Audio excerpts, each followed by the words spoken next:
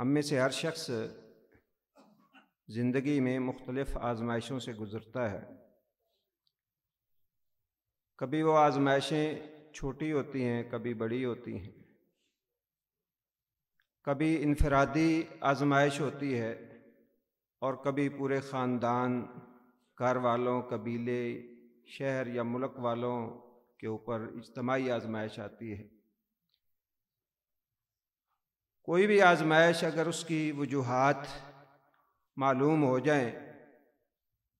تو اس کا ازالہ کرنا، اس سے نکلنا آسان ہوتا ہے، اور اگر اس کا پتہ نہ چلے تو اس سے نکلنا کافی مشکل ہوتا ہے۔ اللہ تعالیٰ نے اپنے حبیب محمد رسول اللہ صلی اللہ علیہ وسلم کے ذریعے بہت سارے ایسے واقعات سابقہ انبیاء کے، سابقہ قوموں کے ذکر کیے ہیں جن میں ہمارے لیے بڑے اسباق ہیں، بڑی عبرتیں ہیں۔ مسند احمد میں سیدنا صہیب رضی اللہ تعالی عنہ سے ایک روایت مروی ہے۔ وہ کہتے ہیں کہ رسول اکرم صلی اللہ علیہ وسلم جب نماز سے فارغ ہوتے تو ایک دعا پڑھتے، آپ اپنے ہونٹوں کو ہلاتے، لیکن صحابہ کرام رضوان اللہ علیہ مجمعین کو وہ دعا سنائی نہیں دیتی تھی۔ ہونٹوں کا ہلنا تو پتہ چلتا تھا، لیکن دعا کا پتہ نہیں چلتا تھا کہ آپ دعا کون سی پڑھ رہے ہیں۔ کہتے ہیں ایک دن ہم نے پوچھا کہ اللہ کے رسول، آپ کے ہونٹ ہلتے ہیں نماز کے بعد کچھ دیر، اور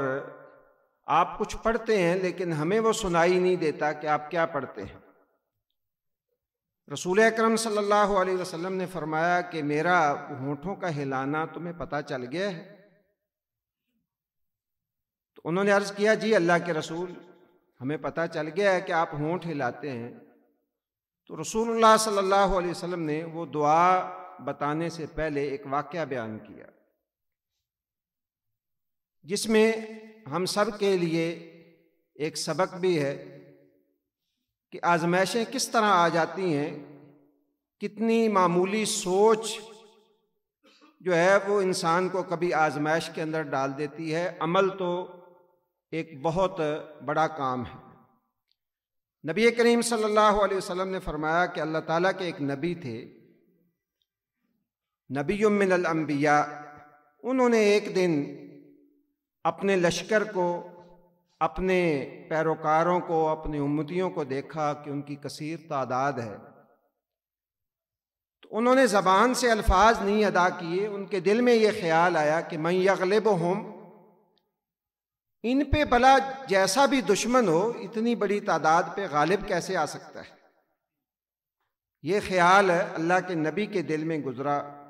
اور حسنات الابرار سیئات المقربین، جو اللہ کے مقرب ہوتے ہیں ان کی اتنی باتیں بھی اللہ رب العزت گوارا نہیں کرتا۔ حالانکہ دل میں یہ خیال گزرنا جو ہے یہ کوئی اتنی بڑی بات بظاہر نہیں لگتی، لیکن اللہ کو اعجاب المرء بنفسہ، کہ آدمی کے اندر عجب پیدا ہو جائے کہ میں یہ ہوں، یہ اللہ کو بالکل بھی پسند نہیں ہے۔ بلکہ نبی صلی اللہ علیہ وسلم نے ایک حدیث میں 3 مہلکات ذکر کی ہیں، ان میں سے ایک ہلاک کر دینے والا عمل یا ہلاک کر دینے والی چیز جو ہے وہ فرمایا اعجاب المرء بنفسہ، جب آدمی خود پسند ہو جائے اور سمجھنے لگ پڑے کہ میں کچھ ہوں، تو یہ بھی اس کی ہلاکت کا نقطہ آغاز ہوتا ہے۔ رسول اللہ صلی اللہ علیہ وسلم نے فرمایا، اللہ تعالیٰ نے اس نبی کی طرف وحی کی کہ اب 3 آزمائشوں میں سے ایک آزمائش کا انتخاب کیجیے، یا تو باہر سے دشمن تمہارے اوپر مسلط کر دوں، یا پھر بھوک اور فقر کے اندر تمہیں مبتلا کر دوں، یا پھر تیسری چیز جو ہے وہ موت تمہارے اوپر مسلط کر دی جائے۔ اللہ کے نبی نے، رسول اکرم صلی اللہ علیہ وسلم فرماتے ہیں، اپنی قوم سے مشورہ کیا کہ اس طرح آزمائش آ گئی ہے، اب کیا کرنا چاہیے؟ تو لوگ کہنے لگے آپ اللہ کے نبی ہیں، آپ جو فیصلہ کریں ہم اس کو دل و جان سے تسلیم کریں گے، ظاہر ہے کہ آپ جو ہے جو فیصلہ کریں گے وہ بہتر ہوگا۔ تو رسول اکرم صلی اللہ علیہ وسلم نے فرمایا فَفَزِعَ إِلَى الصَّلَاةِ إِذَا فَزِعُوا فَزِعُوا إِلَى الصَّلَاةِ، تو تو اللہ کے وہ نبی جو تھے وہ فوراً نماز کی طرف گئے، اور انبیاء کا یہ طریقہ تھا جب انہیں کوئی گھبراہٹ والا معاملہ پیش آتا تھا تو وہ نماز کے ذریعے اللہ کی مدد طلب کرتے تھے۔ نماز پڑھنے کے بعد اللہ تعالیٰ سے التجا کرنے کے بعد انہوں نے یہ درخواست کی کہ یا اللہ دشمن نہیں چاہیے، باہر سے دشمن مسلط ہو جائے تو پھر عزتیں بھی محفوظ نہیں رہتی، کچھ بھی نہیں بچتا، اور بھوک بھی بسا اوقات انسان کو کفر تک لے جاتی ہے، ایمان بھی ضائع ہونے کا خدشہ ہوتا ہے، خطرہ ہوتا ہے۔ تو معیشت کی تباہی جو ہے یہ بہت بڑا امتحان ہے، اللہ موت مسلط کر دے، پھر کم از کم دین تو بچے گا، عزتیں تو بچیں گی، موت آ جائے گی۔ تو رسول اللہ صلی اللہ علیہ وسلم نے فرمایا 3 دن تک اللہ نے ان کے اوپر موت مسلط کی، اور 70,000 لوگ وہ لقمہ اجل بن گئے۔ اس کے بعد رسول اللہ صلی اللہ علیہ وسلم نے فرمایا کہ میں جب نماز سے سلام پھیرتا ہوں، نماز کے بعد تو ہمسی فی ما ترونا، جو تم دیکھتے ہو کہ میرے ہونٹ ہلتے ہیں، ظاہر ہے صحابہ کرام سے مسجد بھری ہوتی ہوگی، اور ہماری طرح تو مسجدوں کا نظام نہیں تھا اس وقت، یعنی رسول اللہ صلی اللہ علیہ وسلم کے صحابہ کوئی بھی ایسا نہیں تھا جو نماز سے پیچھے رہتا ہو۔ تو آپ کو دیکھ کے اپنے صحابہ جو ہے وہ اچھے لگتے ہوں گے یقیناً، تو آپ صلی اللہ علیہ وسلم نے فرمایا میں جب نماز سے سلام پھیرتا ہوں تو میں پڑھتا ہوں اللہم بک اساول و بک اقاتل ولا حول ولا قوت الا باللہ، اے اللہ میں تیری مدد کے ساتھ ہی دشمن پہ حملہ آور ہوتا ہوں، وبک اقاتل، یا اللہ تیری مدد کے ساتھ ہی میں جہاد کرتا ہوں، لا حول ولا قوت الا باللہ، یا اللہ نہ گناہ سے بچنے کی طاقت ہے نہ نیکی کرنے کی طاقت ہے جب تک تیری توفیق شامل حال نہ ہو۔